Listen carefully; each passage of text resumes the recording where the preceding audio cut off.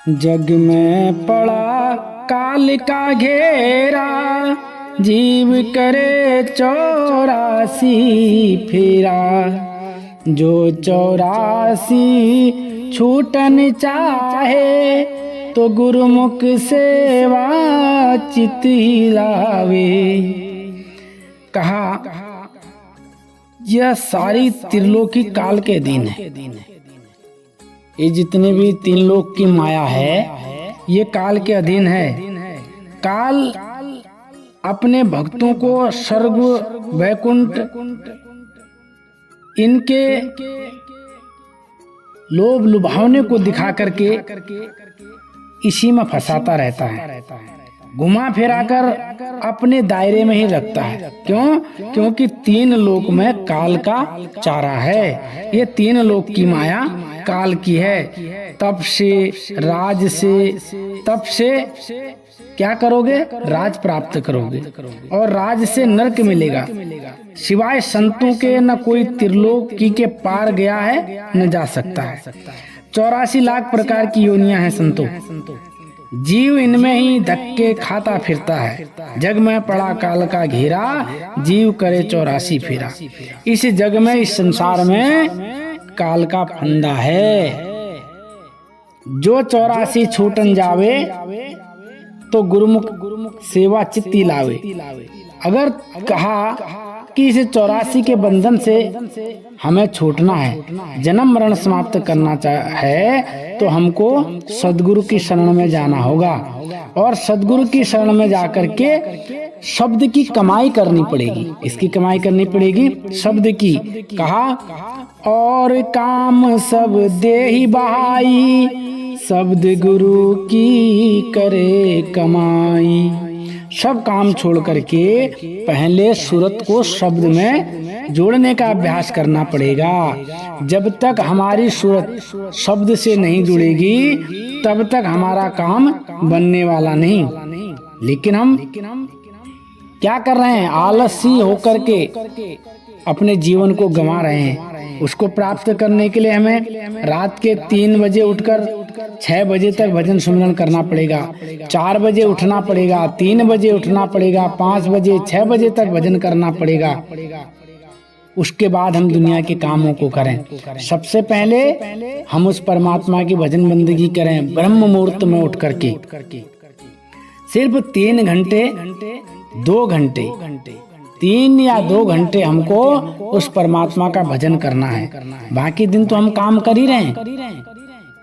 24 घंटे में अगर हम 2 घंटे दे दे या 3 घंटे दे दे मालिक के नाम पे, तो उससे हमारा ये लोक भी संवरेगा और परलोक भी संवरेगा।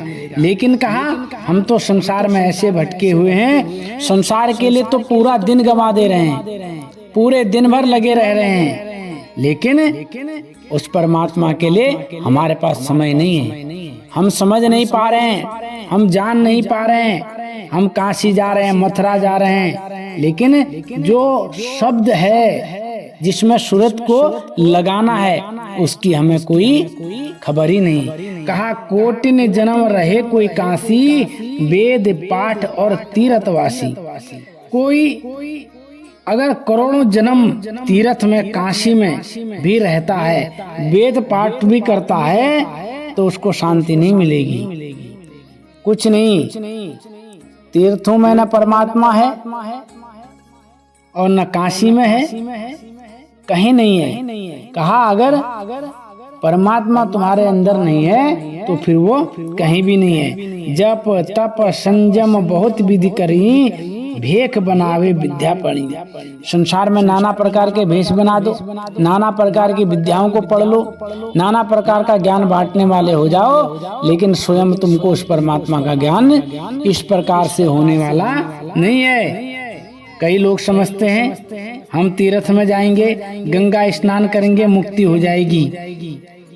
किसी भी संसार के किसी भी गंगा यमुना, यहाँ तक कि किसी भी पानी में वो पावर नहीं है कि जो आपकी आत्मा की मैल को उतार दे। आत्मा की मैल इस जन्म में तो क्या, 7 जन्म में भी इन नदी नालों से आपके धुलने वाली नहीं है। आप करोड़ों बार गंगा यमुना नहा के आ जाओ, ये मन का मैल उतरने वाला नहीं है। जब तक अंदर का पर्दा नहीं खुलेगा पाप का मैल नहीं उतरेगा। और अंदर का पर्दा कब खुलेगा? जब हम सदगुरु की शरण में जाएंगे, उस रास्ते को पाएंगे जिस रास्ते पर चल करके हमारी आत्मा निर्मल हो जाएगी, कर्म हमारे सब नष्ट हो जाएंगे। लेकिन आज हम समझ नहीं पा रहे हैं। वेदों के पाठ से मुक्ति हो जाती तो रावण की सबसे पहले होती। भाई अगर वेदों को पढ़ करके अगर मुक्ति होती तो रावण तो चारों वेदों का पढ़ा हुआ था। इतना बड़ा रावण को के बराबर तो ज्ञानी कोई था ही नहीं। मगर उसकी करतूत क्या थी, उसके कर्म कैसे थे, आप लोग सभी जानते हैं। हर साल रावण को जलाया जाता है, लेकिन नहीं, हम दुनिया के आडंबरों में उलझे पड़े हुए हैं और दुनिया में उलझते उलझते हमने अपने आप को बाहर मुखी कर लिया। इतना बाहर मुखी कर लिया है कि इसकी जड़ें इतनी मजबूत हो गई हैं कि हमें सच और झूठ में अब कोई फर्क नजर नहीं आता। कहा पिछलों की जो धारे टेका, जिनको कभी आंख नहीं देखा। सबसे बड़ी भूल क्या पड़ी है आज हमारे यहाँ प्रेमी संतों? पिछलों की जो धारे टेका, जिनको कभी आंख नहीं देखा। दुनिया एक और भूल में पड़ गई। क्या भूल में पड़ गई है? जो इससे पिछले अवतारी थे, जो पिछले महापुरुष थे, पिछले अवतार जिन्होंने लिए, हम आज उनको पूजने में लगे हुए हैं। हमें पिछले अवतारों को पूजने से कुछ भी हासिल नहीं होने वाला। वो अपने समय के गुरु रहे, अपने समय के अवतारी रहे। उन्होंने अपने समय में आकर के जीवों का उद्धार किया या जीवों को ज्ञान दिया। लेकिन आज हम चाहें कि पिछले संतों की, पिछले अवतारों की, पिछले देवी देवताओं की मूर्ति बना के पूजा पाठ करके हम अपना जीवन समय सुधार लें। माफ करना प्रेमी सज्जनों, ऐसा कभी संभव नहीं होगा।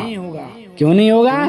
क्योंकि आज तो वक्त के गुरु की जरूरत है। जब तक हमें वक्त के गुरु की हमारे अंदर मौज नहीं होगी, जब तक वक्त के गुरु का आशीर्वाद हमको नहीं मिलेगा, हम पिछले को कितना ध्याता रहे, तब तक हमारा कारज बनने वाला नहीं है। पाथिन में सुने उनकी महिमा, टेक बांध मन सबका भरमा। कहा है कि पाथिन में सुने उनकी महिमा, टेक बांध मन सबका भरमा। बेकार में पोथियां पढ़ पढ़ करके, उनकी महिमाओं का गुणगान कर करके हमने अपने आप को विद्वान बना लिया। अरे कोई पोथी पढ़ पढ़ करके पंडित हो सकता है जब तक उस पोथी को पढ़ने के बाद उस पर मनन न किया जाए, उसकी राह पर चला न जाए, तो हम ज्ञानी नहीं हो सकते। लेकिन आज हम अपने आप को बहुत बड़ा ज्ञानी समझ रहे हैं। प्रेमी सज्जनों, हम जान नहीं पा रहे हैं कि हम क्या कर रहे हैं, हम सही कर रहे हैं या गलत कर रहे हैं। आज तक हमको अनुभव नहीं। क्यों? क्योंकि संसार में अब हम ऐसे उलझे हुए हैं, ऐसे उलझे हुए हैं कि हम अब सुलझ नहीं सकते। इसीलिए कहा हमेशा अपने आप को सम रखो, अपने बुद्धि को, अपने विवेक को सही जगह पर लगाओ, सही समय पर लगाओ।